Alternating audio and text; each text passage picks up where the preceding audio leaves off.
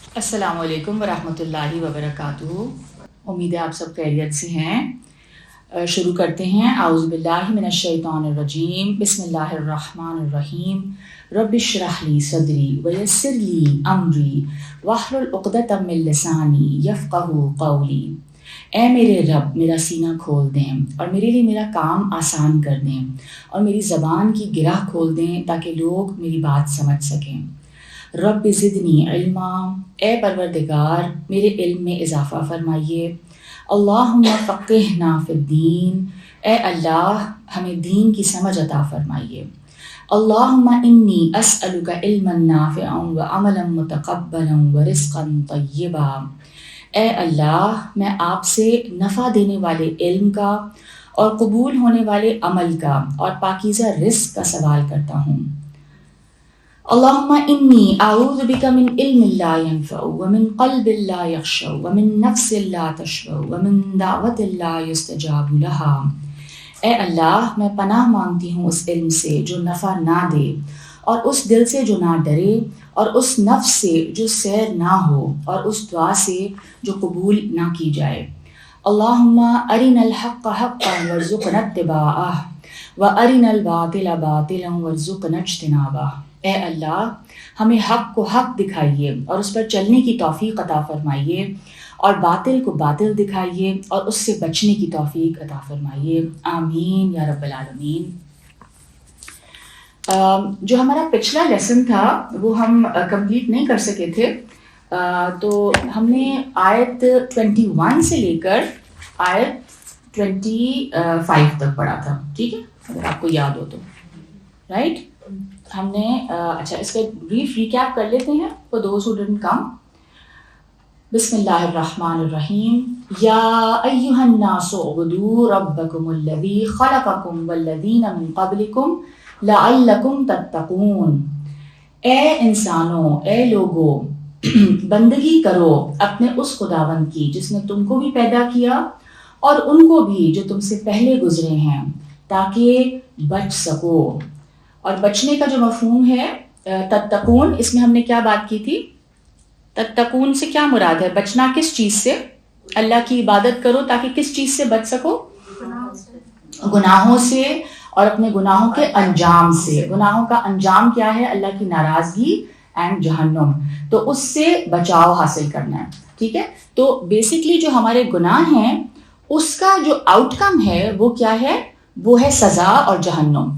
یعنی اللہ تعالیٰ اپنے حوالے سے یہ بار بار قرآن پاک میں فرماتے ہیں کہ میں کسی نفس پر ظلم نہیں کرتا. انسان اپنے اوپر خود ظلم کرتا ہے. سو it is what you earn, جو آپ کماتے ہیں وہ آپ کو ملتا ہے آخرت میں. ٹھیک ہے نا، تو جو بیج آپ بوئیں گے اس کا نتیجہ آپ کو آخرت میں نظر آ جائے گا. So it is an outcome of your own actions. ٹھیک ہے، تو یہ آپ یاد رکھیں کہ اللہ تعالیٰ نعوذ باللہ کوئی جابر یا ظالم خدا نہیں ہے جو کہ سزا دینے میں اس کو کچھ اچھا لگتا ہے. بات یہ ہے کہ اللہ نے بیان فرما دیا ہے، اللہ تعالیٰ نے دونوں راستے بھی دکھا دیے ہیں، ہمارے اندر ایول اور گڈ کی پہچان بھی رکھ دی ہے، اور پھر انسان کو اتنی عقل دے دی ہے، صلاحیت دے دی ہے کہ وہ سمجھ سکے کہ صحیح کیا چیز ہے اور غلط کیا ہے. پھر اپنا جو پیغام ہے، جو بہت ہی ڈیٹیل میں ہر چیز بیان کر دی کہ کیا اس کو پسند ہے، کیا ناپسند ہے، کون سا راستہ کامیابی کا راستہ ہے، اخروی کامیابی کا، کون سا راستہ خسارے کا، نقصان کا اور تباہی کا راستہ ہے.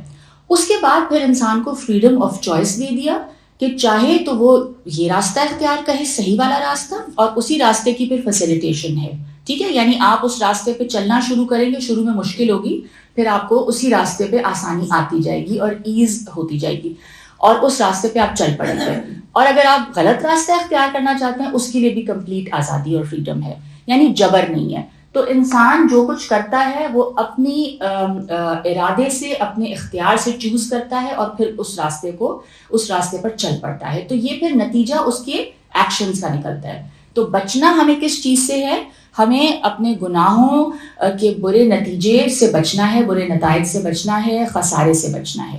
تو اللہ تعالیٰ نے یہاں پہ شروع میں ہم یہ دیکھ رہے ہیں کہ شروع میں اللہ تعالیٰ نے انسانوں کی کیٹیگریز بیان کی کہ اللہ کا کلام جب نازل ہوتا ہے تو لوگوں کے جو ڈفرینٹ رسپانسز ہیں اس کے مطابق اللہ تعالیٰ نے بیان کر دیا کہ کچھ لوگ ہیں جو کہ فوراً لپک کے اس حق کو قبول کر لیں گے. ٹھیک ہے, جو ایمان لے آئیں گے اور وہ چل پڑیں گے اس راستے پر, چاہے کچھ بھی ہو.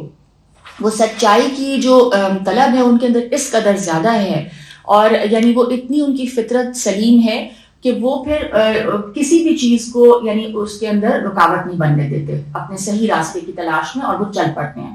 تو یہ تو ہو گئے جو کامیابی حاصل کر لیں گے. پھر اللہ تعالیٰ نے ان کے اوصاف بھی بیان کر دیے.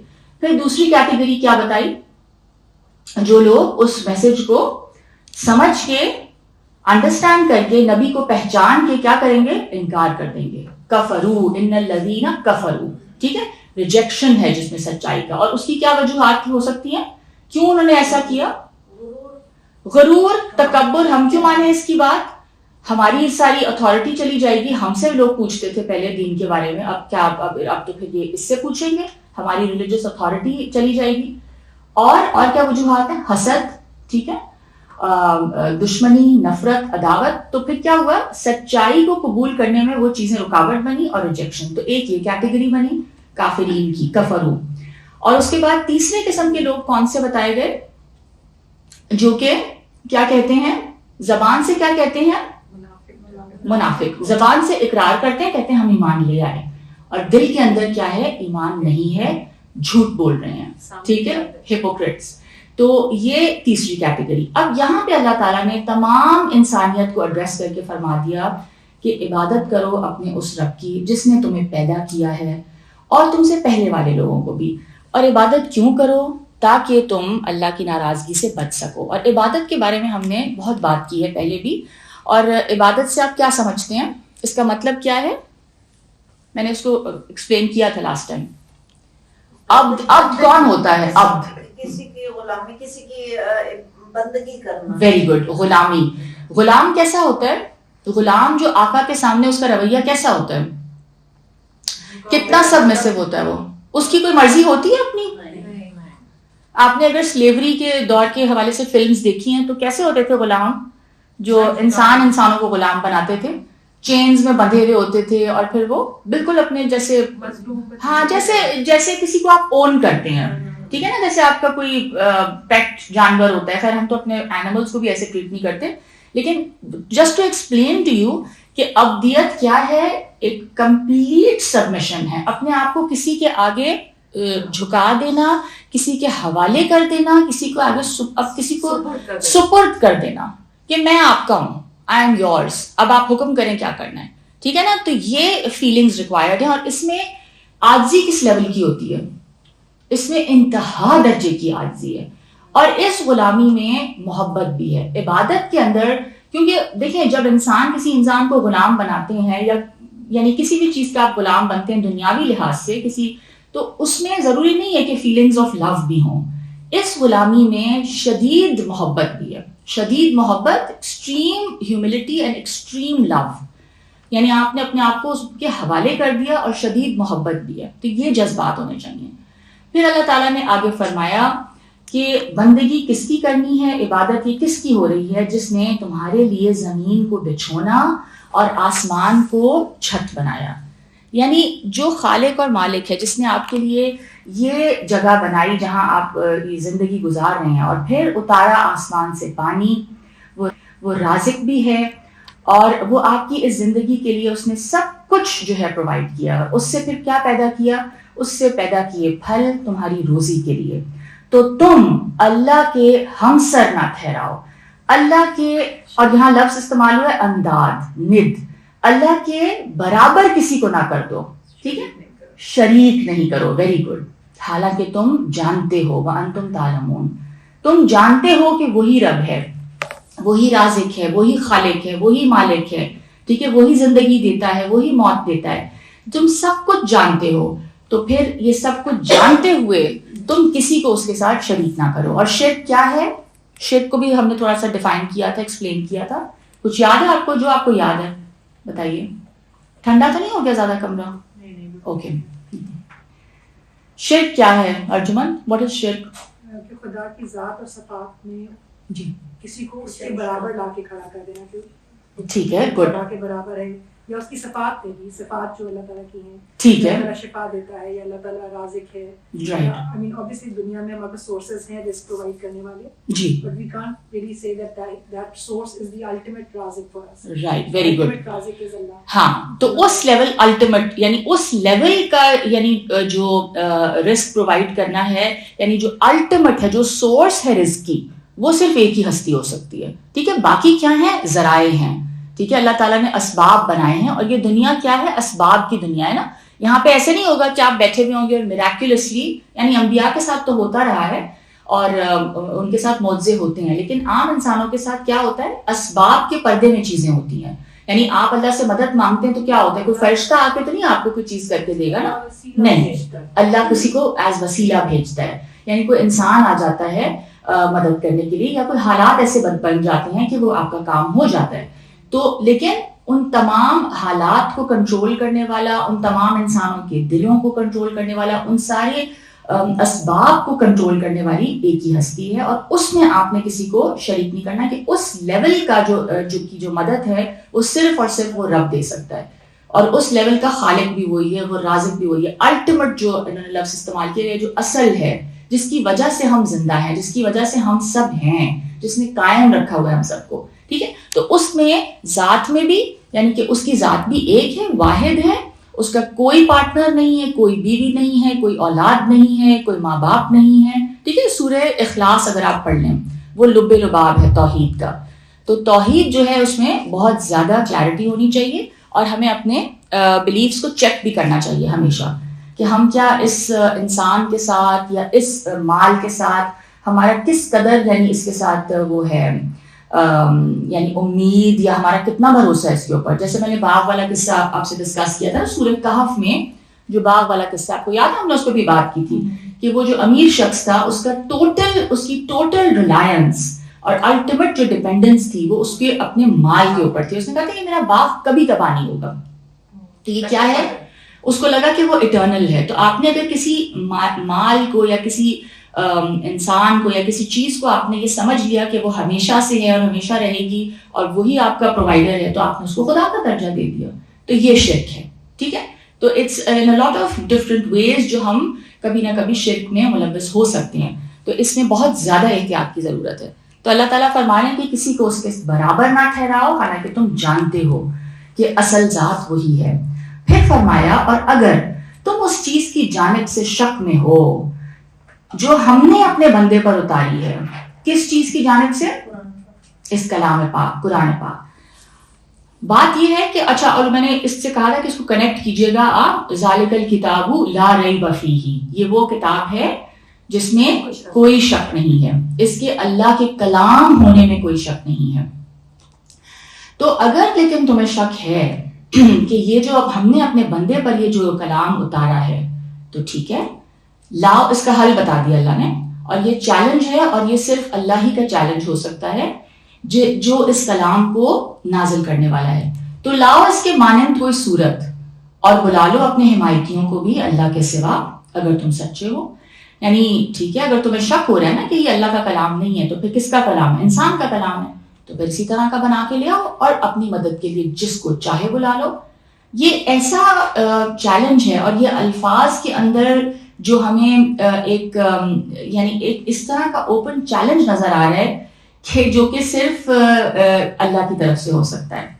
اتنی کیٹیگوریکل بات ہے. ٹھیک ہے, پھر آگے فرمایا, پس اگر تم نہ کر سکو اور ہرگز نہ کر سکو گے, ساتھ کہہ بھی دیا, اگر نہ کر سکو, اور ساتھ وارن بھی کر دیا, ہرگز نہیں کر سکو گے, تو اس آگ سے ڈرو جس کا ایندھن بنیں گے آدمی اور پتھر.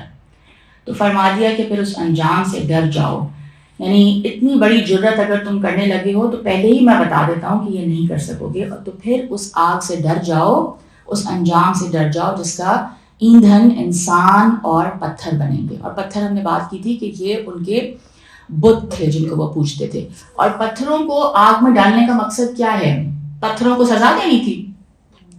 What was the reason? اس میں کیا حکمت ہے؟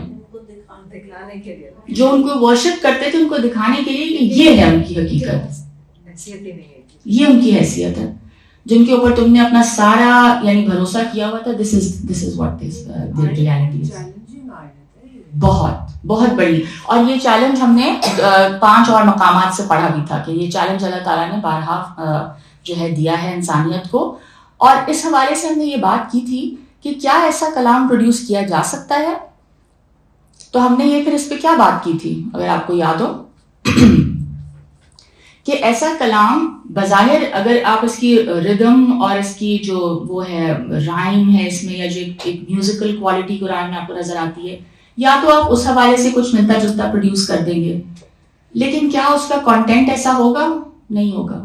یعنی آپ کوئی ایک ایسپیکٹ میں اس کو شاید میچ کر جائیں, لیکن اس کے جتنے ایسپیکٹس اور فیسٹس ہیں ان سارے ایسپیکٹس کو یعنی فلفل کرتے ہوئے آپ ویسا کلام نہیں آپ پروڈیوس کر سکتے. It's just not possible. اور اس پہ اگین مجھے ہمیشہ یاد آتا ہے کہ جن سے ہماری ملاقات ہوئی تھی, I had the good fortune of meeting this gentleman جنہوں نے عربی زبان میں اور لینگویجز میں ان کا پی ایچ ڈی ہے اور اسلامک یعنی اس پہ اسلامک اسٹڈیز میں. تو he was of the opinion, حالانکہ وہ مسلمان نہیں ہیں, تو وہ جس طرح سے لینگویج کو سمجھتے ہیں جس ڈیپتھ میں, تو وہ یہی فرما رہے تھے کہ یہ کلام انسان کا نہیں ہو سکتا. مطلب وہ بہت سرٹنٹی سے یہ بات کہہ رہے تھے. یہ ایمان کیوں نہیں لائے, یہی تو بات ہے. اب دیکھیں نا, وہی والی بات ہے جو ہم کہہ رہے تھے نا کہ چیزوں کو سمجھ کے بھی سم ٹائمز انسان رک جاتا ہے. کوئی خوف ہوتا ہے, کوئی چیز آپ کو رکاوٹ بن رہی ہوتی ہے, بٹ جس طریقے سے وہ کلام اللہ کے کلام کے اوپر ڈسکشن کر رہے تھے, جس طرح سے وہ اس کو سمجھ رہے تھے اور سمجھا رہے تھے, ہم تو خیر پوری طرح سمجھ بھی نہیں پا رہے تھے, ہمارے رونگٹے کھڑے ہو رہے تھے کہ مطلب یعنی یہ بندہ ہمیں ہماری کتاب کے بارے میں ہم سے زیادہ یہ سمجھتا ہے اور ہمیں سمجھا رہا ہے.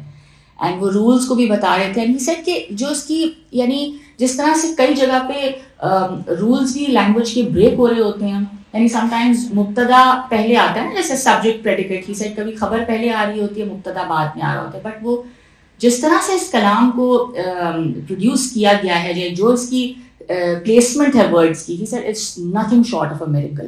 اینڈ یہ انسانی کلام نہیں لگتا ان کو. ٹھیک ہے, تو اللہ تعالیٰ کا یہ چیلنج جو آج تک انمیٹ ہے, پھر آگے فرمایا, پھر آگے کیا فرما دیا کہ وارننگ دی, اور پھر ساتھ ہی فرما دیا اور بشارت دے دو, خوشخبری دے دو ان لوگوں کو جو ایمان لے آئے اور جنہوں نے نیک عمل کیے. ٹھیک ہے, تو آپ جب ایمان لائیں گے تو اس ایمان کی روشنی میں پھر اپنے آپ کاموں کو اسی طریقے سے کریں گے جیسے وہ ایمان کا تقاضا ہے. ٹھیک ہے نا, آپ کے ایکشنز, آپ کی تھاٹس بدل جائیں گی اور وہ عمل صالح عمل ہوتا جائے گا جس طرح اللہ نے چاہا ہے. تو پھر کیا ہوگا, ان کو خوشخبری دے دو اس بات کی کہ ان کے لیے ایسے باغ ہوں گے جن میں نہریں جاری ہوں گی, ان کے نیچے سے نہریں بہہ رہی ہوں گی, اور جب جب اس کے پھل ان کو کھانے کو ملیں گے تو وہ کہیں گے یہ وہی ہے جو ہمیں اس سے پہلے بھی عطا ہوا تھا, اور ملے گا اس سے ملتا جلتا, اور ان کے لیے اس میں پاکیزہ پیوریفائڈ اسپاؤزز ہوں گے, یعنی پارٹنرز ہوں گے جو, اور وہ اس میں ہمیشہ ہمیشہ رہیں گے. ٹھیک ہے, اور ہم نے جنت کے اوپر بھی کافی ڈیٹیل میں بات کی تھی. کسی کو کچھ یاد ہے کیا بات کی تھی ہم نے, کہ یہ جو باغات اور نہروں کا ذکر آتا ہے تو, اور ساتھ ہی ساتھ جو اور دیگر نعمتوں کا ذکر آتا ہے, تو اس کے حوالے سے ہم نے کیا سمجھا تھا کہ یعنی قرآن پاک جو پکچر پریزنٹ کرتا ہے جنت کی, تو ہم نے اس پہ کچھ بات کی تھی نا, کچھ یاد ہے آپ کو؟ جنت کا روح کوئی چھپی ہوئی چیز ہے. ہاں رائٹ, ہاں we can't even perceive what it is. Right. تو اللہ تعالیٰ نے اس زمانے کے لحاظ کی جو کمفرٹس تھی اس کے لحاظ سے ہاں, تھوڑا سا بندے کو ایکسپلین, اور آج کل کے لیے بھی ہاں, یعنی ہم بھی اس طرح وہ کمفرٹ نہ لگے کہ ہم گاؤں تک کے لگا کے بیٹھے, فراس ریکلائنر اور lazy boy would be more suitable. But اس زمانے میں وہ کانسیپٹ نہیں تھا. اس زمانے میں گاؤں تکیے اور جی مطلب کھانا پینا اور ایک جو گرینری ہے, ہاں اور بھی جیسی چیز Yes. So جو کہ fruits وہی ہوں گے but taste ان کا بالکل different ہوگا, so that you know. right and good right, جب کھائیں گے وہ different ہوگا. بالکل. اچھا, اب اس میں ایک اور چیز بھی ہم نے بات کی تھی کہ جو آپ نے شروع میں کہا نا کہ یعنی کیونکہ وہ ایک چھپی ہوئی چیز ہے, and it is something which is, ہاں جو ایک حدیث میں آتا ہے کہ جو نہ کسی کان نے سنی نہ کسی آنکھ نے دیکھی, تو وہ ایک جیسے سرپرائز کا ایلیمنٹ بھی ہے. And then obviously it's a completely different dimension. ہم جس دنیا میں ہیں اس دنیا میں چیزیں خراب بھی ہو جاتی ہیں, چیزیں راٹ کر جاتی ہیں, وہ بالکل الگ اصولوں پہ یہ دنیا بنی ہوئی ہے, کیونکہ یہ آزمائش کے لیے ہے, یہ ٹیمپرری ہے, عارضی ہے.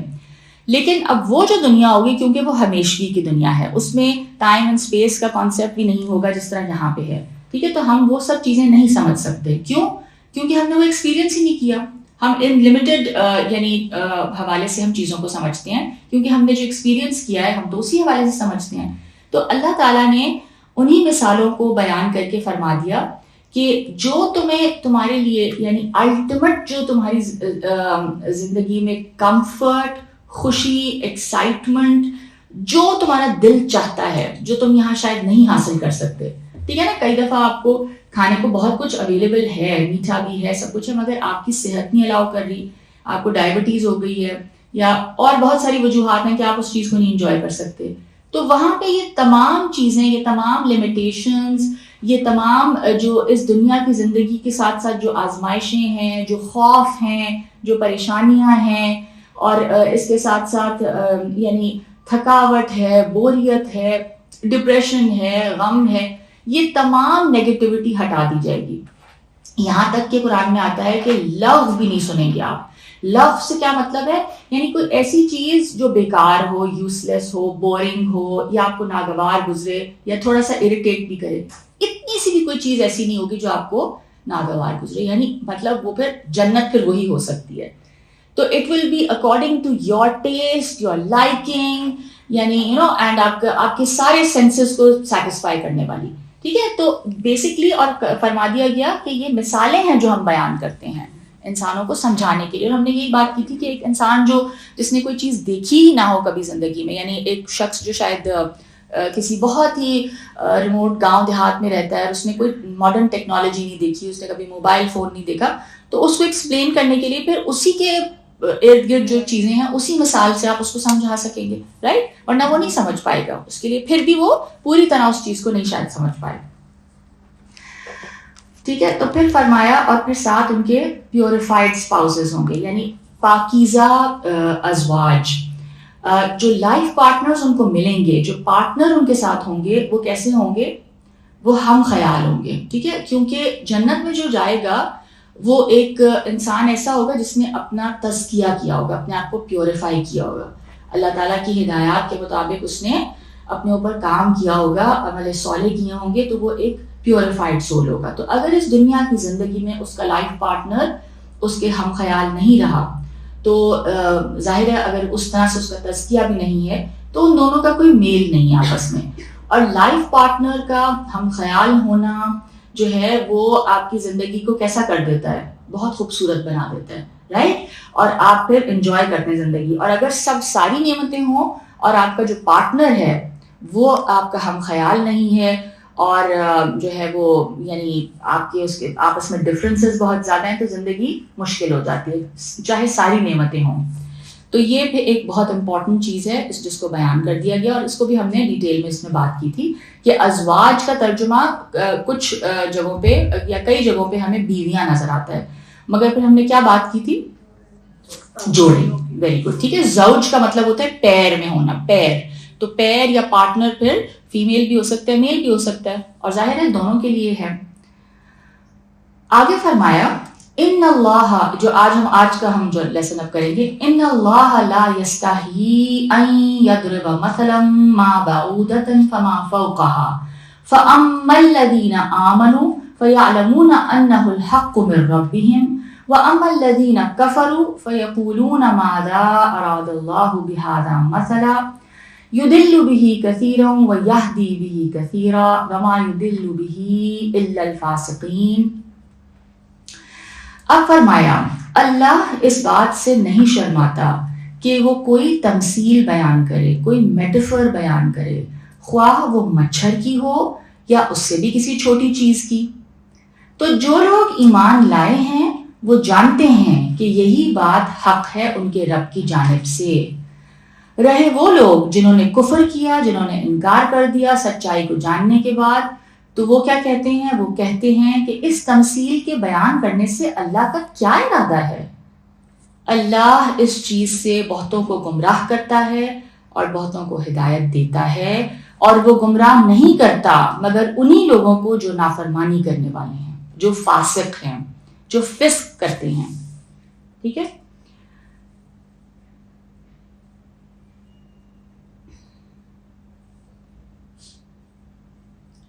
تو اس سے یہاں پہ مثال اس کی بات ہو رہی ہے، تمثیل کی بات ہو رہی ہے.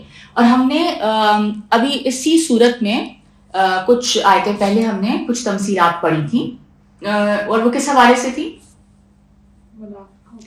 ٹھیک ہے، منافقین کی جو 2 اسٹیٹس ہیں، اور اللہ تعالیٰ نے اس میں ایک کمپلیکس میٹافر تھا جس میں کہ بتایا کہ ایک شخص ہے، اندھیری رات میں اس نے آگ جلائی اور ارد گرد ماحول روشن ہو گیا، اور پھر کیا ہوا؟ جو لوگ تھے اس کے ارد گرد وہ اس روشنی سے فائدہ نہ اٹھا سکے. کیا ہوا؟ ان کی بینائی چلی گئی. سمن بکمن امیون، ٹھیک ہے، اندھے بہرے گونگے ہو گئے. اور کیا ہوا پھر؟ اب وہ نہیں لوٹ سکتے. اب یہ ایک مثال تھی، اور اس سے پھر ایک جو کیفیت ہے دل کی، ایک ایمانی کیفیت یا ایمان کا نہ ہونا، اس کو بیان کیا گیا. تو قرآن پاک میں ہم یہ دیکھتے ہیں کہ اللہ تعالیٰ نے، کیونکہ ظاہر ہے یہ ایک جن لوگوں کو ایڈریس کر رہا تھا وہ ادبی ذوق بھی رکھتے تھے، اور ہم نے بات کی تھی نا کہ ان کا تو بچہ شاعر تھا، اور لینگویج میں وہ بہت پرائڈ لیتے تھے اپنی لینگویج میں. تو ہم یہ دیکھتے ہیں کہ قرآن پاک میں اللہ تعالیٰ نے تمثیلات کا استعمال بھی کیا ہے. جب آپ ایک حقیقت ایسی ہے جو کہ ایک بہت یعنی ایک ایبسٹریکٹ چیز ہے، ٹھیک ہے نا، ایک ایمانی کیفیت ہے، it's a feeling in the heart, and it's something جو کہ الفاظ میں ڈسکرائب کرنا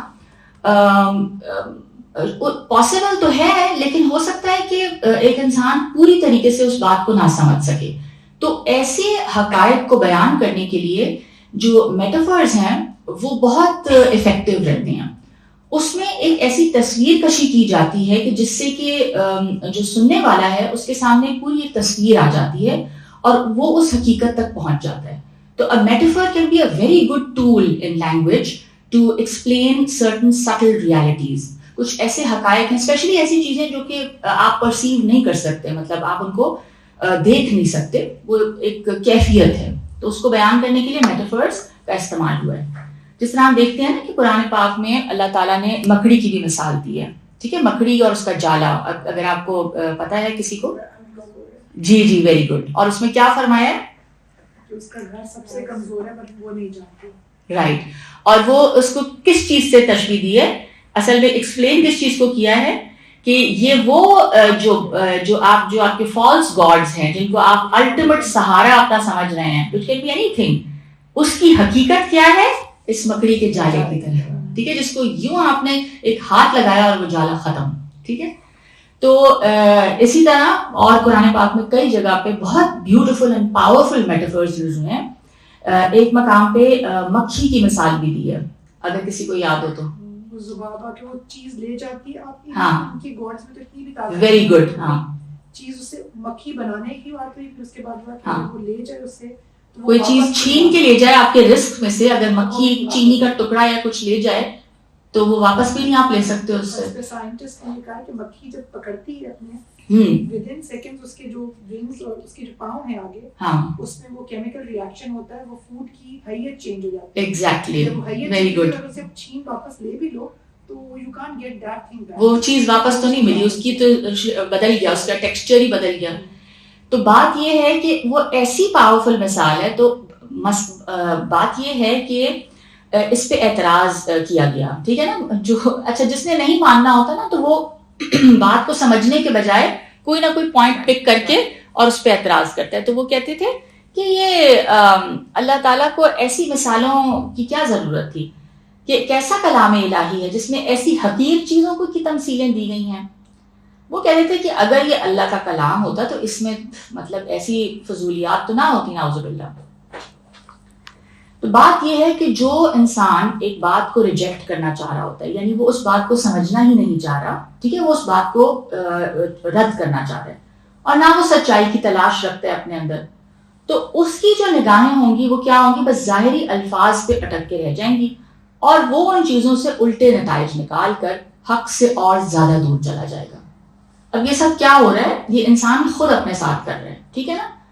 برعکس اس کے ہم یہ دیکھیں گے کہ جو سچائی کے طالب ہوتے ہیں، وہ desperate seekers of the truth, جو جاننا چاہتے ہیں سچائی کیا ہے اور وہ صحیح انسائٹ بھی رکھتے ہیں، ان کو انہی باتوں میں حکمت کے پرلز نظر آئیں گے, جوہر نظر آئیں گے, اور ان کا دل گواہی دے دے گا کہ یہ ایسی وزڈم بھری باتیں, ایسی حکیمانہ باتیں اللہ ہی کی طرف سے ہو سکتی ہیں. ٹھیک ہے, اور آپ کو یہ بھی بات پتہ ہے نا کہ جب ایک میٹافر آپ پڑھتے ہیں, ٹھیک ہے نا, جیسے آپ کو ناول پڑھ رہے ہیں یا کوئی کتاب, مطلب کچھ بھی آپ پڑھ رہے ہوتے ہیں لینگویج میں, you never take the metaphor literally. یہ ہم سب سمجھتے ہیں, ٹھیک ہے, یہ لینگویج کی کتنی بڑی ایک وہ بات ہے کہ انسان جو ہے ایک میٹافر پڑھ کے اور اس سے اس ایبسٹریکٹ یعنی ریالٹی تک پہنچ جاتا ہے.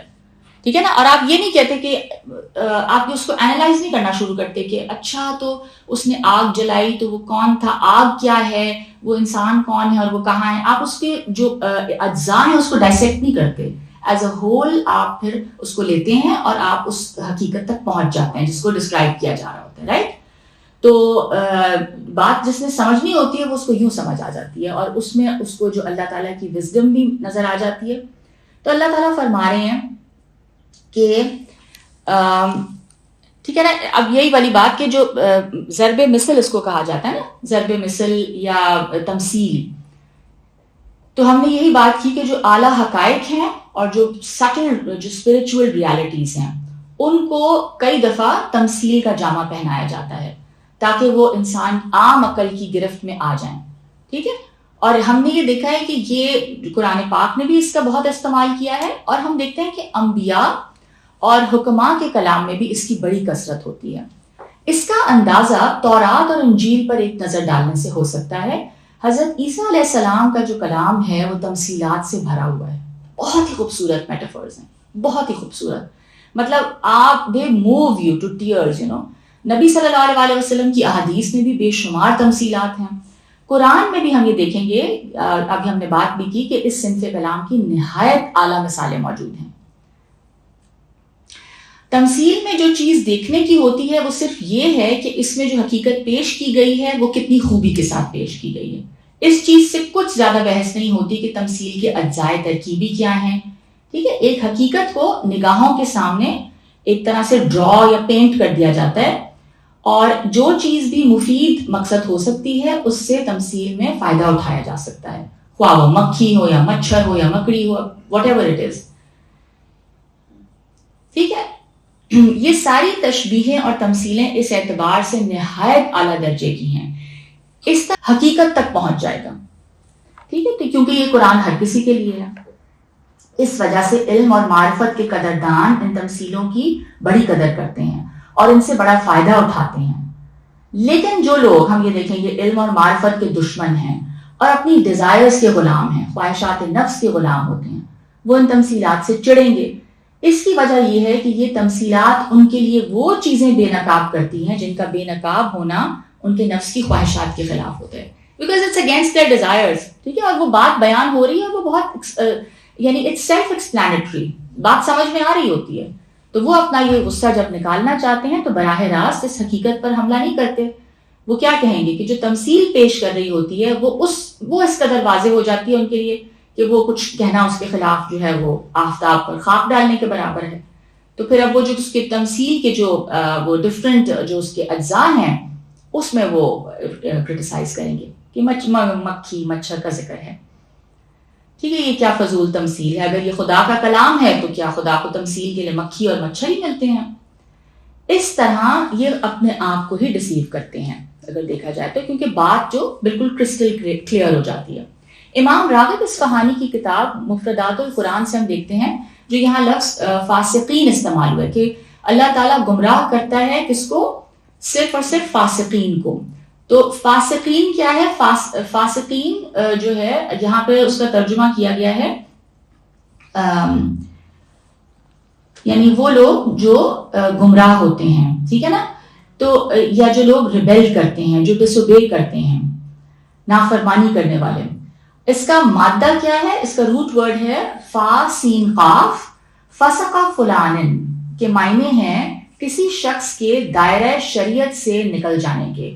یہ فسقہ رطبن کے محاورے سے ماخوذ ہے, یعنی جس کے معنی کیا ہیں کہ فلی رائپ کھجور نہیں تھی, نیم پختہ کھجور کے اپنے چھلکے سے نکل آنے کے, یعنی کہ it was meant to be کہ وہ ایک ٹائم ہوتا ہے جب وہ کھجور پراپرلی پکتی ہے، ٹھیک ہے، اور وہ تب جو ہے وہ کھانے کے قابل ہوتی ہے. لیکن ابھی کھجور پوری طریقے سے پکی نہیں ہے، ہاف فرائی پہ، اور وہ اپنے چھلکے سے باہر نکل آئی، تو اب کیا ہوگا، وہ خراب ہو جائے گی، وہ کھانے کے قابل نہیں رہے گی.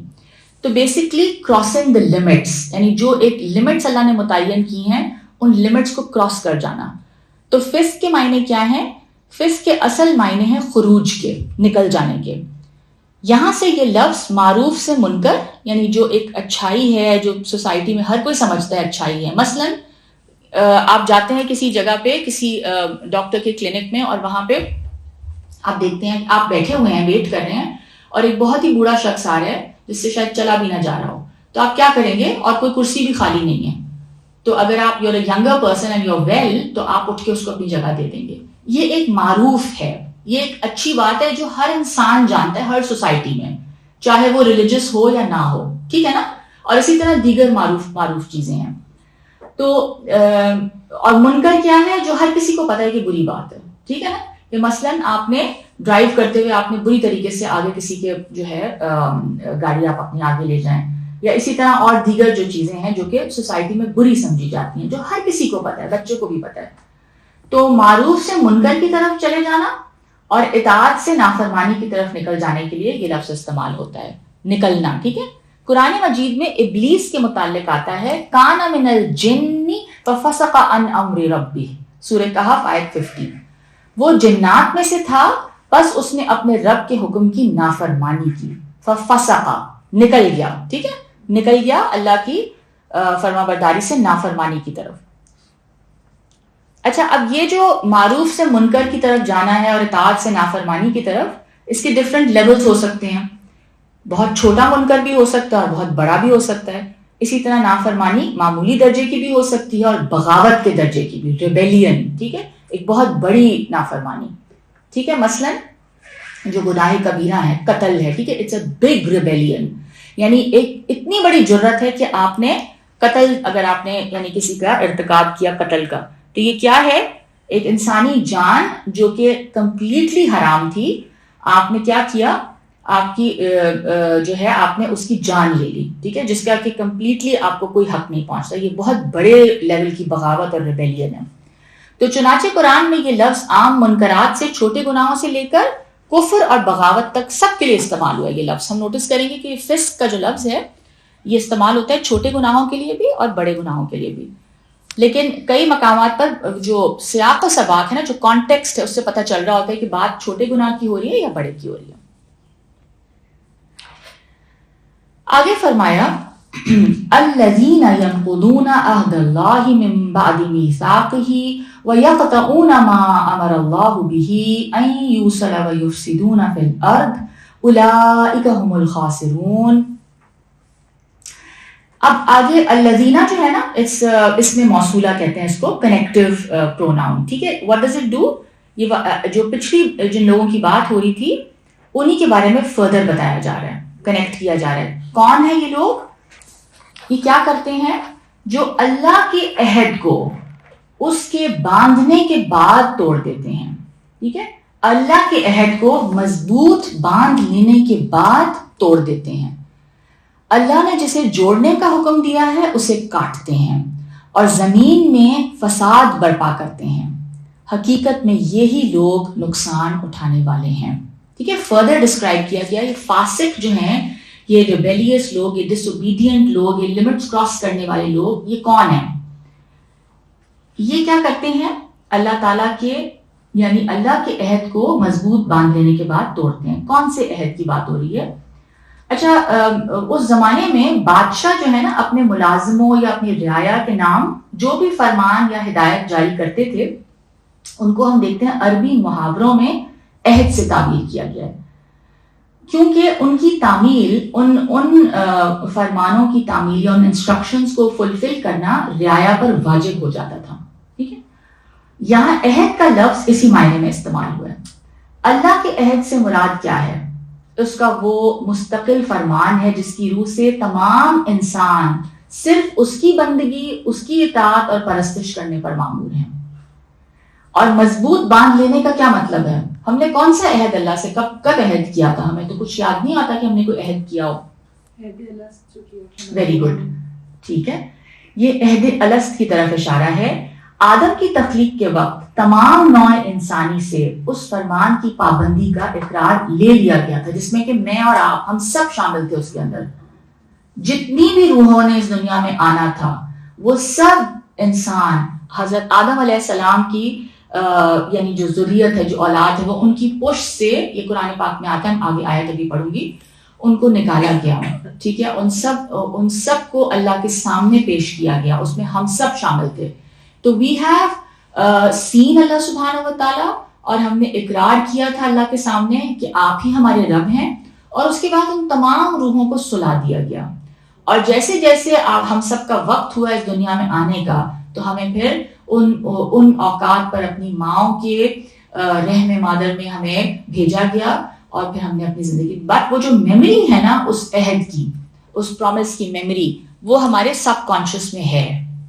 وہ پہچان اللہ تعالیٰ کی ہم سب کے اندر ہے, بیکاز وی ہیو سین ہم.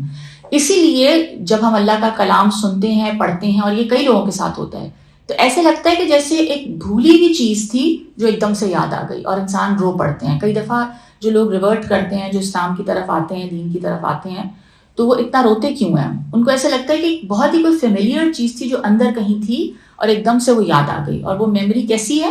بہت اسٹرانگ, پھر وہ سامنے آ جاتی ہے وہ میموری, جو کہ سب کانشیس میں ہوتی ہے. تو عہد الست کے حوالے سے ہم دیکھتے ہیں سورہ آراف کی آیت نمبر 172 میں اللہ نے فرمایا, میں ترجمہ اس کا کر دیتی ہوں, اور جب تیرے رب نے بنی آدم کی پشتوں سے ان کی اولاد کو نکالا اور ان سے ان کی جانوں پر اقرار کرایا, کیا میں تمہارا رب نہیں ہوں؟ انہوں نے کہا ہاں ہم اقرار کرتے ہیں. کہیں قیامت کے دن کہنے لگو کہ ہمیں تو اس کی خبر نہ تھی. ٹھیک ہے, تو یہ بیسکلی کیونکہ یہ دنیا ایک آزمائش ہے, تو یہ میموری کو پھر کیا کیا گیا, ایک طرح سے اس میموری کو ہمارے سب کانشیس میں یہ بات چلی گئی. اور اب آزمائش کیا ہے, ٹیسٹ یہ ہے کہ اس رب کو ہم نے ڈسکور کرنا ہے, اس کائنات کے تھرو, اللہ کے کلام کے تھرو اللہ کو پہچاننا ہے, اس تک پہنچنا ہے, اور وہ جو بھولی بسری یاد ہے اس کو ہم نے تازہ کرنا ہے, اور پھر ہم نے اللہ کے فرمان کے مطابق زندگی گزارنی ہے. ٹھیک ہے, اور آگے جو فرمایا کیا کرتے ہیں یہ فاسق, یہ اس عہد کو بھی ڈینائی کر دیتے ہیں. کس طرح سے؟ جب ان کے سامنے کلام پیش ہوتا ہے یا اللہ تعالیٰ کی خلاقیت کے نمونے دیکھتے ہیں, تو بجائے یہ کہ اس رب کا اقرار کریں, اس رب کو پہچان لیں, یہ کیا کرتے ہیں, انکار کر دیتے ہیں. ٹھیک ہے, ایک تو یہ سب سے پہلا جو ان کا گناہ ہے وہ یہ ہے کہ اس رب کو ڈینائی کر دیتے ہیں, جھٹلا دیتے ہیں. اور کیا کرتے ہیں, یہ جو روابط, جو ریلیشن شپس بہت زیادہ یعنی ضروری ہیں, جو ہمارے پرائمری ریلیشن شپس ہیں اس دنیا میں. سب سے پہلا ریلیشن شپ کس کے ساتھ ہوتا ہے انسان کا جب وہ پیدا ہوتا ہے؟ ماں اور باپ. ٹھیک ہے نا, وہ سب سے پہلا ریلیشن شپ ہے. قرآن پاک میں بارہا مقامات پر کئی جگہ پہ یہ آتا ہے کہ اللہ کے ساتھ شرک نہ کرو, اس کو اپنا رب مانو, اور اس کے فوراً بعد کیا آتا ہے؟ والدین کے ساتھ حسن سلوک کرو, احسانہ وبالوالدین احسانہ, ان کے ساتھ بہترین سلوک کرو, خوبصورت سلوک کرو. یعنی ان کی زندگی میں جو کمی آ گئی ہے, جو پریشانی آ گئی ہے, اس کو دور کرنے کی کوشش کرو, حسن پیدا کرو ان کی لائف میں. تو یہ جو فاسقین ہیں یہ کیا کرتے ہیں, یہ کاٹتے ہیں ایسے رشتوں کو جو اللہ نے, جن کا حکم دیا ہے کہ جن رشتوں کو جوڑنا ہے, یوصلہ. ٹھیک ہے, یعنی وصل, جن رشتوں کو جوڑنا ہے, جن کو باندھ کے رکھنا ہے, جو بہت امپورٹنٹ رشتے ہیں, یہ ان رشتوں کو کاٹ دیتے ہیں. بالکل, رحم کے رشتے. اور دیکھیں ایک سوسائٹی, ایک یعنی صحت مند معاشرہ ہے, اس کی بنیاد کیا ہے؟ ایک فیملی ہے نا. فیملی جب خوش ہوگی, یعنی آپ جو یونٹ ہے اس معاشرے کا, وہ ایک خاندان ہے. ٹھیک ہے, اور ماں باپ, اولاد. ٹھیک ہے, تو اگر اسی کے اندر جو ہے وہ آپس میں کٹ جائیں اگر, تو اس کی بنیاد ہی اس معاشرے کی ہل گئی, بنیاد خراب ہو گئی نا. یعنی بچہ ماں سے دور ہے, یا بچہ جو ہے وہ ماں کے ساتھ برا سلوک کر رہا ہے, یا ماں باپ بچے کے ساتھ برا سلوک کر رہے ہیں, تو اب یہ کیا ہو رہا ہے, معاشرے کی بنیاد ڈیمیج ہو رہی ہے. تو اب یہ معاشرہ صحت مند نہیں رہ سکے گا. تو یہاں پہ یہ جو لوگ ہیں یہ اپنے ان پرائمری رشتوں کو، ان یعنی جن رشتوں کو اللہ تعالیٰ نے جن پہ تاکید کی ہے کہ ان کو جوڑ کے رکھنا ہے، ٹھیک ہے، اور ان کے ساتھ بہترین سلوک کرنا ہے، یہ ان رشتوں کو کاٹتے ہیں. اور پھر کیا ہوتا ہے؟ زمین میں فساد مچاتے ہیں. یہ رویہ پھر زمین میں فساد کا باعث بنے گا. فساد بنے گا نا. دیکھیں جب فیملی سسٹم کولیپس کرے گا تو کیا ہوگا؟ بچے وہ بچے کیسے ہوں گے؟ پھر وہ انہیپی بچے ہوں گے. وہ ماں باپ کیسے ہوں گے؟ وہ ماں باپ جو ہیں وہ اپنے بچوں کے ساتھ نہیں رہ سکیں گے. ان کو تو اب جو بیسک لیول ہے، جو گراس روٹ لیول ہے، اس پہ سوسائٹی ڈیمیج ہو رہی ہے اور پھر فساد ہوگا. فساد کیا ہے؟ فساد جو ہے، فساد کا بھی ہم روٹ ورڈ ابھی پڑھتے ہیں، ٹھیک ہے. فساد جو ہے اس کا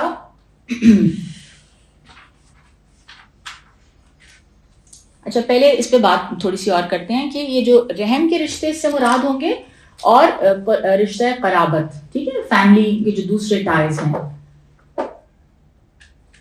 تو پہلے لیول پہ تو اللہ کے ساتھ وعدہ توڑا انہوں نے، ٹھیک ہے، اللہ کے ساتھ اپنا رشتہ خراب کیا، کاٹا، اور اس لیول پہ فسق کیا. اور اس کے بعد جو ہے جو رحم کے رشتے ہیں ان میں بے پرواہی کی، ان کے ساتھ انجسٹس کیا، ناانصافی کی، جو رویہ جو ڈیزرو کرتے تھے پیرنٹس وہ نہیں دیا.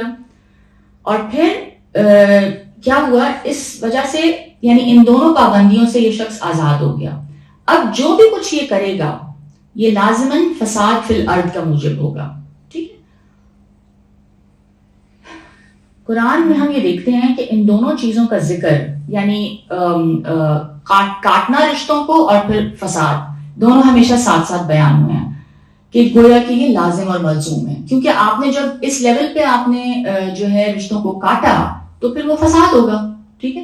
اور یفسدون کا مادہ ہے فا سین دال، جس کے معنی کسی چیز کے حد اعتدال سے تجاوز کر جانے کے ہیں.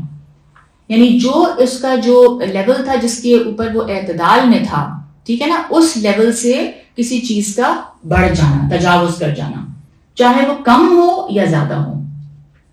اس کا نعمان علی خان نے فسق اور فساد کا بڑا اچھا کمپیریزن بتایا تھا. اگر ایک سیب ہے بظاہر بہت شکل ہے سیب، رائٹ، لیکن جب آپ اس کو کاٹتے ہیں اور اندر سے وہ گلا ہوتا ہے تو وہ اس کو فاسد کہتے ہیں. اس سیب کو عربی زبان میں فاسد کہتے ہیں. اچھا. اور جو اگر کوئی سیب بظاہر آپ جاتے ہو، گلا ہوا سیب آپ خریدو، وہ فاسق ہے. رائٹ. جو باہر سے آلریڈی اس کا اتنا گند باہر آ چکا ہو تو وہ باہر سے بھی گلا ہوا پیچی نظر آ رہا ہے، گلا نظر آ رہا ہے گلا، تو وہ فاسق ہے. اور جب بظاہر بہت خوبصورت لگنے والا لیکن آپ کاٹتے اور بیچ میں کیڑا لگا ہوتا تو وہ فاسق ہے. بالکل. ہم نے اس پہ بات کی تھی کہ جو کھانا جیسے خراب ہو جائے، راٹ کر جائے نا، ایک چیز جو اب یعنی اس کی جو اچھی سٹیٹ تھی، جو اس کی ستھری سٹیٹ تھی، اس سے وہ خراب ہو گیا، ٹھیک ہے نا، وہ سڑ گئی وہ چیز. تو اب کیا ہوا؟ اب وہ کھانے کے قابل نہیں ہے. اور اگر کوئی کھا لے گا اس کو غلطی سے تو کیا ہوگا؟ وہ اندر بھی جا کے سارا فساد مچائے گا، آپ کا سٹمک ڈسٹرب ہو جائے گا، آپ کا پورا سسٹم خراب ہو جائے گا، ٹھیک ہے. تو یہ چیز کیا ہے کہ بظاہر خود بھی وہ چیز خراب ہے اور وہ خرابی پیدا بھی کرے گی. اس کو اگر کنزیوم کیا جائے گا تو وہ سسٹم کو خراب کرے گی. اسی طرح ایک ایکشن جو فساد پہ بیسڈ ہوگا وہ معاشرے کو خراب کرے گا، ٹھیک ہے. اور اللہ تعالیٰ کے جو بتائے ہوئے طریقے ہیں یا اللہ تعالیٰ نے جو جس رشتے کو جو اہمیت دی ہے، اگر ہم سوسائٹی میں ہم وہ چیز نہیں دیکھیں گے تو کیا ہوگا؟ پھر ہر طرف ناانصافی ہوگی، ٹھیک ہے. جو کمزور ہوگا طبقے میں، جیسے یتامہ ہیں، یتیم ہیں، ان کو حقوق نہیں ملیں گے، تو اسی طرح پھر کیا ہوگا؟ جرائم بڑھیں گے، تو سوسائٹی فساد کی طرف جائے گی. صحیح ہے، کیونکہ جو جس کے حقوق تھے وہ اس کو نہیں مل رہے. تو ایک انریسٹ ہوگا، لوگ ناخوش ہوں گے، اور پھر جو سسٹم ہے وہ پورا خراب ہوگا.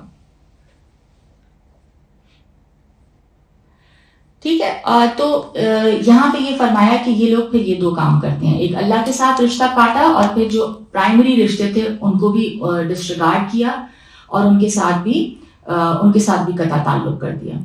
پھر فرمایا یہ زمین میں فساد مچاتے ہیں، یہی وہ لوگ ہیں جو نامراد ہونے والے ہیں، خسارہ اٹھانے والے ہیں، خاسرون، خسران مبین، یعنی بہت بڑا نقصان اٹھانے والے ہیں، اور یہ فلاح نہیں پائیں گے، نامراد ہوں گے.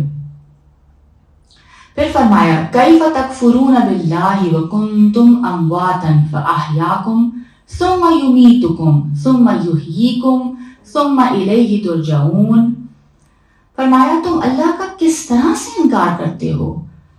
حال یہ ہے کہ تم مردہ تھے تو اس نے تم کو زندہ کیا. اپنے آپ پہ غور کر لو نا, تمہاری کیا بگننگ تھی؟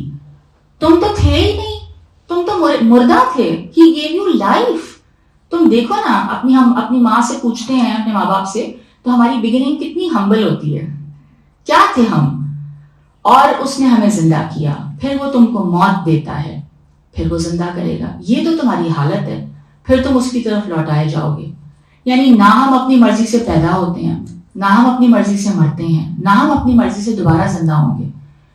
تو ہماری تو یہ حالت ہے, اور ہم انکار کر رہے ہیں اس رب کا جس کا کمپلیٹ, جس کی قدرت ہے ہمارے اوپر, جس نے ہمیں تخلیق کیا, ہمیں زندگی دی, ٹھیک ہے, اور پھر ہم سٹیج بائی سٹیج بڑھتے گئے, ٹھیک ہے. پھر ہم دیکھتے ہیں کہ ہر جو شخص اس دنیا میں آتا ہے وہ پھر موت کے بھی پاس جاتا ہے, یعنی موت بھی طاری ہوتی ہے اس کے اوپر, خاتمہ ہوتا ہے, اور ہمارے سامنے ہمارے والدین چلے جاتے ہیں, اور پھر جو جس کا یعنی لکھا ہوا ہے, اور پھر اللہ تعالیٰ فرمانے ہیں تم اس کی طرف لوٹائے جاؤ گے. تو وہ جو دوبارہ جی اٹھنا ہے وہ بھی ہمارے اختیار میں نہیں ہے. یہ سب کچھ دیکھتے ہوئے, یہ سب آبزرو کرتے ہوئے تم کیسے اس رب کا انکار کر سکتے ہو؟ یعنی اس رب کا انکار کرنا یہاں پہ کیا ہے, یعنی شرک بھی کیا ہے اصل میں, اس رب کا جو حق ہے وہ ادا نہیں کر رہے آپ نا, تو وہ بھی ایک طرح کا کفر ہے. اور اللہ کے اس کلام کو ریجیکٹ کرنا یہ بھی کفر ہے. آگے فرمایا هو الذی خلق لکم ما فی الارض جميعا ثم استوى الى السماء فسواهن سبع سماوات وهو بكل شیء علیم. وہی ہے جس نے تمہارے لیے وہ سب کچھ پیدا کیا جو زمین میں ہے, پھر آسمان کی طرف متوجہ ہوا اور 7 آسمان استوار کر دیے, اور وہ ہر چیز کا علم رکھنے والا ہے. ٹھیک ہے.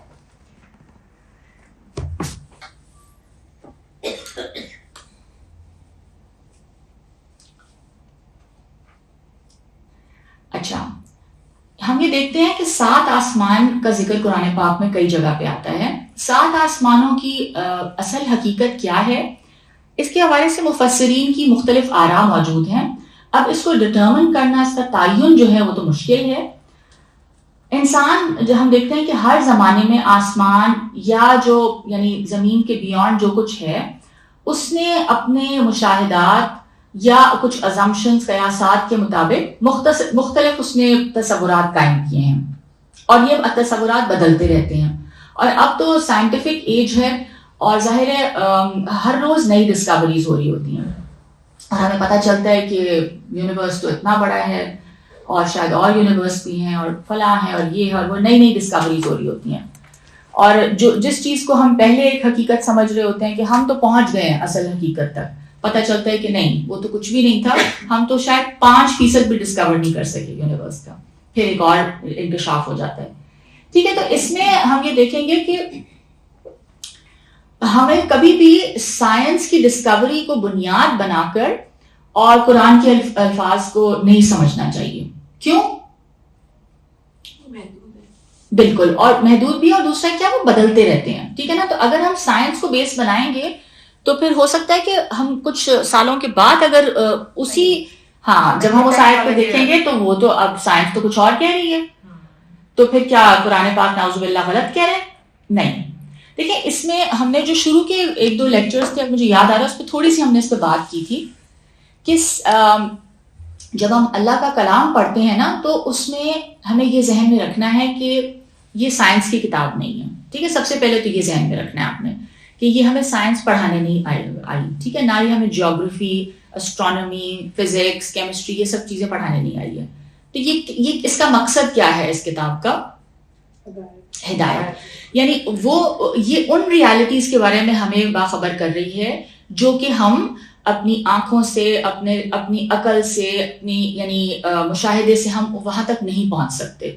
اور ہماری زندگی کے مقصد کے بارے میں, ہمارے خالق کے بارے میں, ہماری اس دنیا میں آنے کا مقصد, اور اس کے بعد جو ہمیں جواب دہی فیس کرنی ہے. ٹھیک ہے, تو یہ ان ریالٹیز کے بارے میں ہمیں یہ بتانے کے لیے آئی ہے یہ کتاب. تو اب جب بھی قرآن پاک میں ہم دیکھیں گے کہ کائنات کے حوالے سے کسی چیز کی طرف اشارہ کیا جاتا ہے, ٹھیک ہے نا, تو اس میں مقصد کیا ہوتا ہے. مثلا اللہ تعالیٰ اگر بارش کے سائیکل کے بارے میں بتا رہے ہیں اور پھر بتاتے ہیں کہ اس سے مردہ زمین زندہ ہو جائے گی, اس مثال کے پیچھے مقصد کیا ہے, یعنی اس کائنات کے فیچر کو ڈسکرائب کرنے کا مقصد کیا ہوگا کہ انسان کو جو ہدایت دی جا رہی ہے, جو بات سمجھائی جا رہی ہے وہ سمجھ آ جائے. تو اس میں یہ نہیں دیکھا جائے گا کہ یعنی یہاں پہ تو واٹر سائیکل کی بات ہو رہی ہے اور نائٹروجن آتا ہے اور یہ ہوتا ہے وہ ہوتا ہے, ٹھیک ہے, you can discuss that if that is your field, but بات کیا ہے, ایکسپلین اس کو یوں کیا جائے گا یا اس سے جو لینے والی بات ہے وہ کیا ہے کہ آپ اس اصل بات تک پہنچ جائیں جو اللہ بتا رہے ہیں. یعنی اللہ کیا بتاتے ہیں پھر, یعنی وہ بتائیں گے کہ جس طرح یہ مردہ زمین میں سے پودے نکل رہے ہیں, ٹھیک ہے, یہ زمین مر چکی تھی, ڈیڈ تھی, بارش برسی تو پودے نکل آئے, اسی طرح ایک دن کیا ہونا ہے, ہمیں اٹھایا جائے گا. ٹھیک ہے, تو اس کائنات کے فیچر سے ہمیں ایک اور حقیقت بتائی جا رہی ہے. تو جب بھی قرآن پاک نے جو ہم دیکھتے ہیں کہ زمین, آسمان اور سورج, چاند, ستاروں کا جو ذکر آتا ہے, تو اس میں جو مقصد ہوتا ہے وہ کسی اور حقیقت کی طرف ہمیں پہنچانا ہے, رائٹ. تو ہم جو ہے نا اس کے, ٹھیک ہے, ہم اس میں سائنٹیفک اس میں چیزیں اگر کچھ ہمیں لگتی ہیں جو کہ اس کو سپورٹ کرتی ہیں یا ہمیں اور زیادہ اللہ کی قدرت سمجھ آ رہی ہے تو آپ اس پہ بات کریں, لیکن اس کو بیس نہیں بنایا جائے گا. یہ سمجھ آ رہی ہے آپ کو بات, ٹھیک ہے. If this is not clear then you can ask. اللہ سے امپریس ہوتے ہیں اس قدرت کو دیکھ کے. بالکل بالکل ہو گیا, کوئی بھی چیز ہو, بالکل. مگر what I'm trying to explain here is کہ ہوتا کیا ہے کہ اگر سائنس یہ ڈسکور کرتی ہے کہ جو ہے, ابھی تک تو یہ ڈسکوری تھی کہ the earth is flat for example, ٹھیک ہے, ایک زمانے میں ایسے تھا نا کہ the earth is flat, it's not round, پھر ڈسکور ہوا دی ارتھ از راؤنڈ. اب اگر کوئی شخص بائبل پڑھ رہا تھا یا قرآن پڑھ رہا ہے تو اس میں جو لکھا ہے اس میں کچھ اور لکھا ہے, ٹھیک ہے نا, which is contradicting to science. تو ہم کیا کہیں گے, بہت سے لوگ اس وجہ سے قرآن پاک کا انکار کر دیتے ہیں کہ یہ تو جو اب سائنس کہہ رہی ہے تو قرآن تو پتہ نہیں کیا بات کر رہا ہے. 7 آسمان, ملینز آف آسمان ہیں, ملینز اینڈ ٹریلینز اینڈ گزیلینز, یعنی کاؤنٹنگ ہی نہیں ہے, تو 7 کا ذکر ہو رہا ہے. سمجھ آ رہی ہے آپ کو. ابھی ہم 7 کے عدد پہ بھی آتے ہیں, ٹھیک ہے. تو جو اللہ کا جو کلام ہے وہ ہمیں یہ نہیں بتانے آ رہا کہ کتنے ٹریلینز آف گیلیکسیز ہیں, وہ 7 کا عدد کیوں آ رہا ہے یہاں پہ, ابھی ہم اس پہ بھی بات کریں گے, ٹھیک ہے. اس کو بیسکلی میں سمجھانے کی کوشش کر رہی ہوں.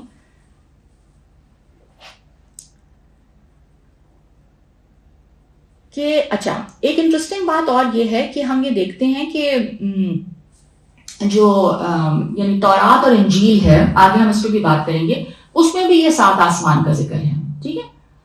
تو کیا وجہ ہے کہ یہ اللہ نے اس طرح سے یہ عدد استعمال کیا.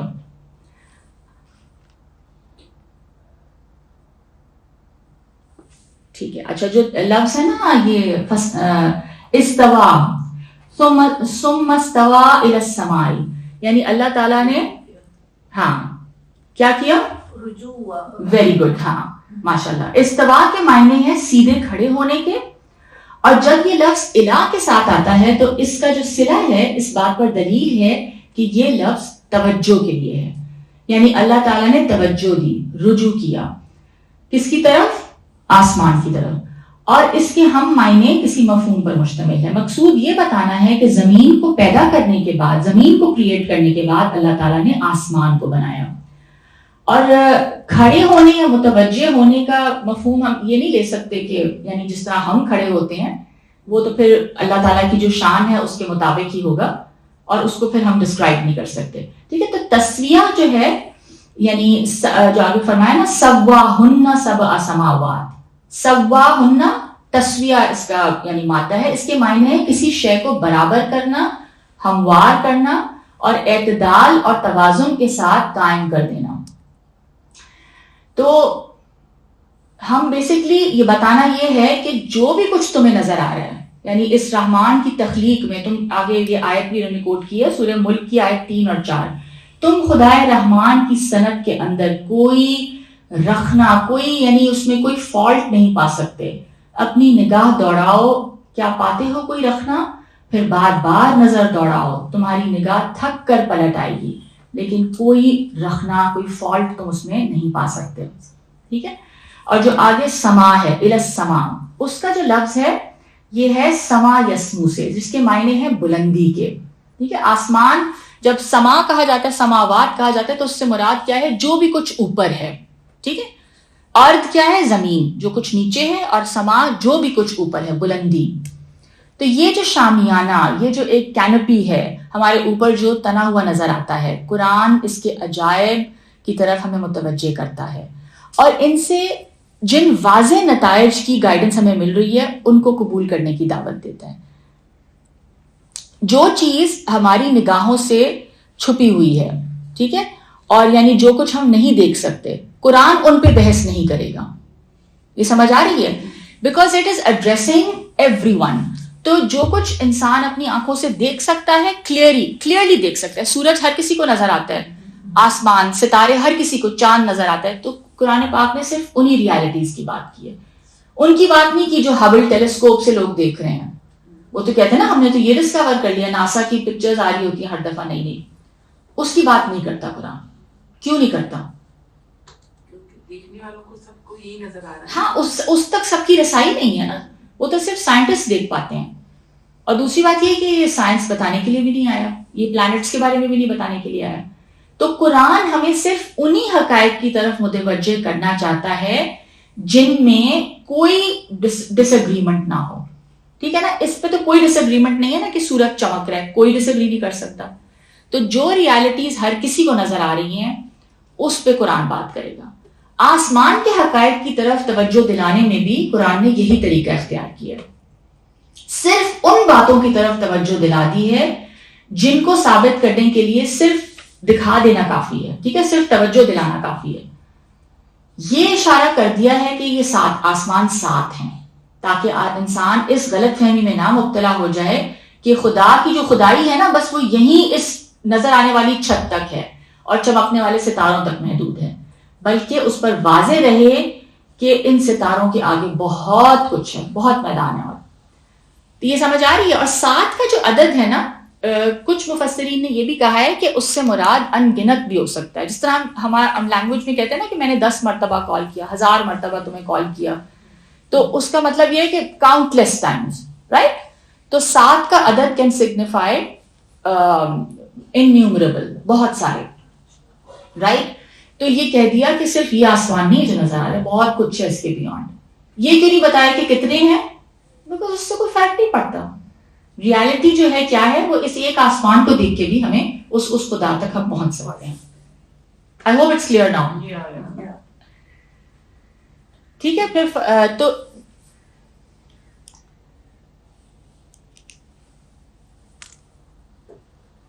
اوکے.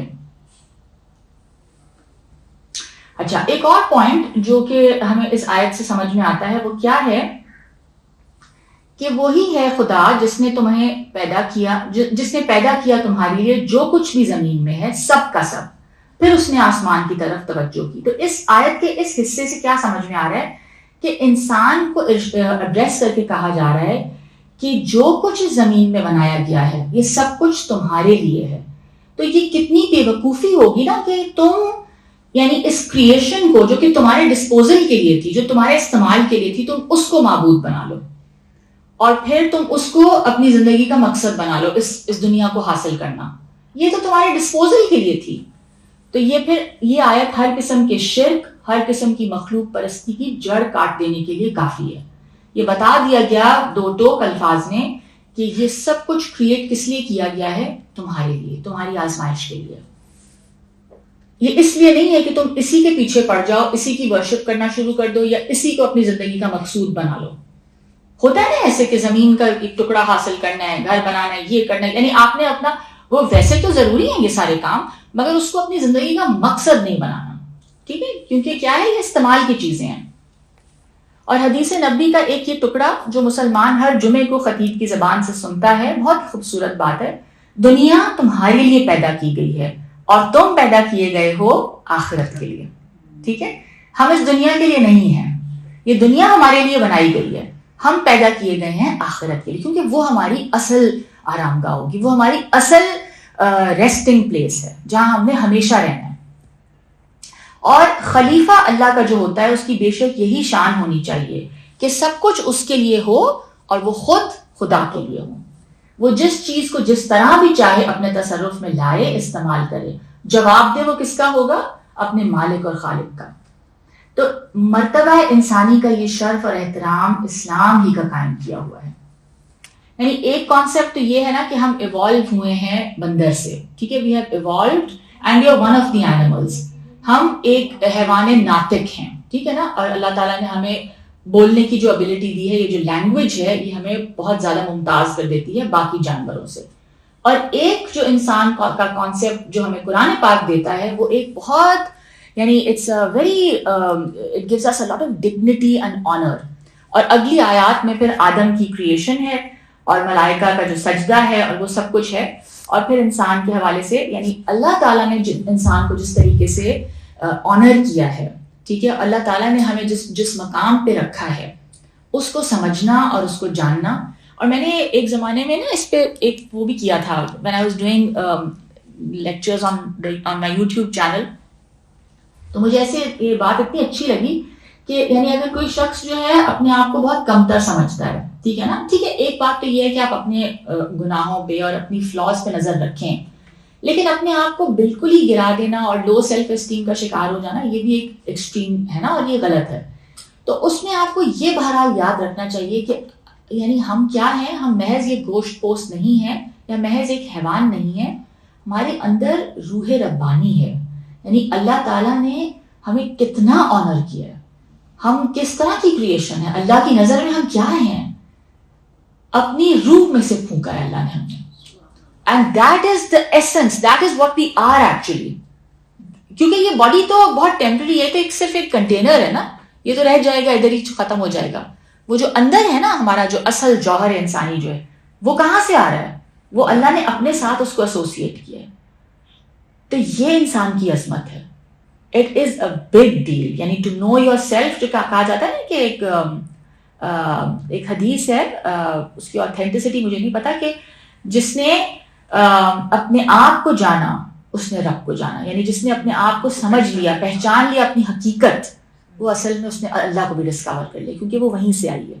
ٹھیک ہے, تو اگلی جو آیات ہیں وہ بہت خوبصورت ہیں اور وہ بہت امپورٹنٹ ہیں. اور اصل میں ان آیات میں اب جو خطاب ہو رہا ہے نا وہ بنی اسرائیل کی طرف ہے, کیونکہ حکم دیا جائے گا سجدے کا تمام فرشتوں کو, اور حضرت آدم علیہ السلام کو سجدے کا حکم ہوگا. اور ہم یہ دیکھتے ہیں کہ سجدے سے ابلیس انکار کرتا ہے, اور پھر وہ ریزن کیا دیتا ہے, جو کہ ہم دوسری, کہ میں اس سے بہتر ہوں, یہ تو مٹی سے بنا ہوا ہے, سڑی ہوئی مٹی سے بنا ہوا ہے, میں اس کو سجدہ کروں, میں اس سے بہتر ہوں. اور پھر اس کو اگر آپ ریلیٹ کریں بنی اسرائیل کے ساتھ, تو بنی اسرائیل نے کیا کیا, یہود کے جو علماء تھے انہوں نے رسول اللہ صلی اللہ علیہ وسلم کو نبی ماننے سے انکار کر دیا. کیوں؟ ان کی نظر میں وہ کمتر نسل سے تھے, نعوذ باللہ. انہوں نے کہا تو بنی اسماعیل ہے, ہم ہیں چوزن ونس, سارے انبیاء ہماری نسل میں آئے ہیں. وہ نسل پرستی کا شکار تھے, وہ اپنی نسل یعنی اس فخر میں مبتلا تھے. اور پھر انہوں نے کمتر جانا ان کو, اور اس بیسس پہ انہوں نے انکار کیا ان کو ماننے سے. ٹھیک ہے, تو یہ جو ہے نا یہ آگے اسی چیز کے لیے ایک تمہید بنے گا. تو بس اس کو یہاں تک رکھتے ہیں. آئی ہوپ کہ I have explained every thing. 7 آسمانوں پہ تھوڑی سی بات اور کر لیتے ہیں. ہاں, 7 آسمان پہ جو ہم بات کرنا چاہ رہے تھے نا, آسمانوں کا تعداد میں 7 ہونا توریت اور انجیل دونوں میں مینشنڈ ہے. ہیسٹنگز کی ڈکشنری آف دا بائبل میں آتا ہے کہ عہد عتیق اور عہد جدید, یعنی جو وہ ہے the New Testament, the Old Testament and the New Testament, دونوں میں آسمانوں کا جو تخیل ہے وہ 7 آسمانوں کا ہے. ٹھیک ہے, تسویہ کے معنی ہے تکمیل تک پہنچا دینا اور ہر طرح درست کر دینا. یعنی اللہ تعالیٰ نے جو اس کی کریشن ہے اس کو پرفیکٹ کیا ہے, آسمانوں کی کریشن کو. اور پھر اگر اس کا ترجمہ ٹھیٹھ اردو میں کیا جائے, یہ مولانا عبد الماجد دریابادی کی تفسیر سے میں پڑھ رہی ہوں, یہ فرماتے ہیں کہ اس کا ترجمہ ہو سکتا ہے ان آسمانوں کو ٹھیک ٹھاک کر دیا, یعنی بالکل ٹھیک ٹھاک کر دیا, پلیسمنٹ وائز ہر چیز وائز پرفیکٹ کر دیا. اور مختلف ادوار میں اسٹرانومرز نے 7 آسمانوں سے ڈفرینٹ چیزوں یعنی ڈفرینٹ انہوں نے سے استنباط کیے ہیں کہ یہ مرکیوری ہے, جوپیٹر ہے, وینس ہے, اس طرح سے نا. اور اسی طرح ہم دیکھتے ہیں کہ یہ بدلتا رہتا ہے, یعنی کہ 7 آسمانوں کے اوپر کامنٹری بدلتی رہتی ہے کہ اس سے کیا مراد ہے.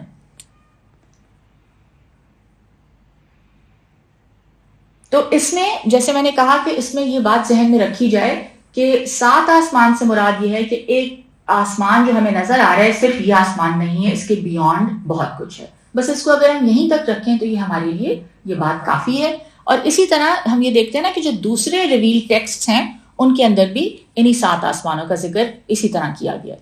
کیونکہ بتانا یہ مقصود نہیں ہے کہ آسمان کتنے ہیں یا یونیورسز کتنے ہیں یا گیلیکسیز کتنی ہیں.